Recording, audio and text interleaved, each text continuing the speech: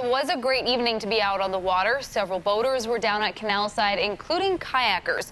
The Erie County Sheriff's Office warns kayakers that if you don't follow state laws, you could be handed a summons. News 4's Rachel Monjovi is here to explain. Rachel?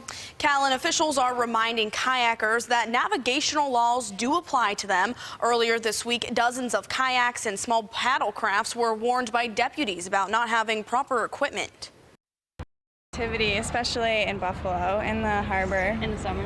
Kayaking on Buffalo's waterfront is growing in popularity. People are renting kayaks at Canal Side, paddling through the outer harbor. The paddle crafts has really boomed in the area, and that's great, but they need to be safe. They need to have the proper equipment. New York state laws require paddlecraft operators to carry a whistle alerting boaters of their presence. At night, kayakers must display a white light to prevent collisions. The white light's important as the boats are coming towards them.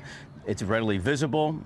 They're hard to see on the water. If someone's out in a large cabin cruiser or a larger vessel, they might not catch the kayaks going across, so they need to be able to flash that white light at them. Just this past week, the Erie County Sheriff's Office warned over 20 kayakers about not having proper lighting at night. I didn't know I'd have to have equipment, so if you know about it, you should have it on. They should make it more public, or the information more available. But beginning July 1st, deputies will start writing summons to people using a paddlecraft without the required equipment. Here in the Sheriff's Office, our goal is to keep people safe.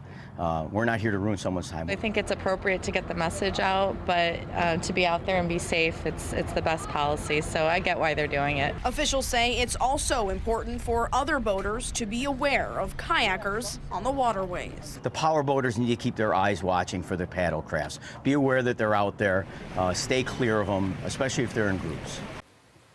The Sheriff's Office says after July, if a paddlecraft operator is stopped for not having the required equipment, deputies will escort them and the vessel to the shore, ending their excursion until they produce the light and the whistle. In the studio tonight, Rachel Monjovi, News 4 at 10.